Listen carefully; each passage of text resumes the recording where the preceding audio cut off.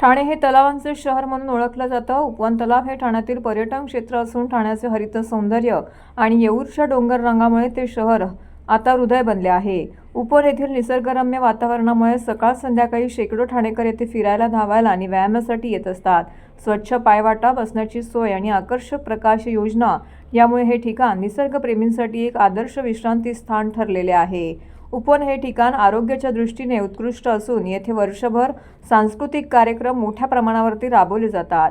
परिवहन मंत्री प्रताप सरनाईक यांच्या संकल्पनेतून उपवन येथे बांधण्यात आलेल्या घाटाला पुण्यश्लोक अहिल्यादेवी होळकर यांचं नाव दिल्यामुळे पहाटेपासूनच संध्याकाळपर्यंत येणाऱ्या पर्यटकांसाठी तलावाचा परिसर आकर्षणाचं केंद्र ठरलेला आहे।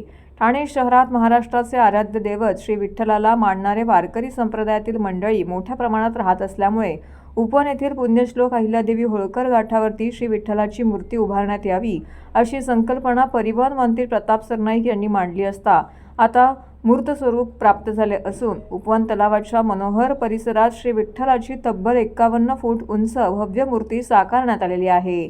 त्याचा अनावरण सोहळा उपमुख्यमंत्री एकनाथ शिंदे यांच्या हस्ते पार पडणार आहे।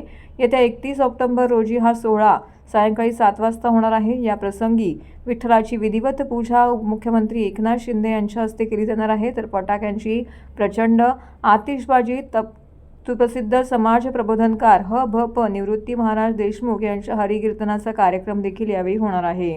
यामुळे हजारोंच्या संख्येने वारकरी समाज येथे उपस्थित राहणार असल्यामुळे तलावांचा परिसर भक्तिमय वातावरणाने दुमदुमणार आहे।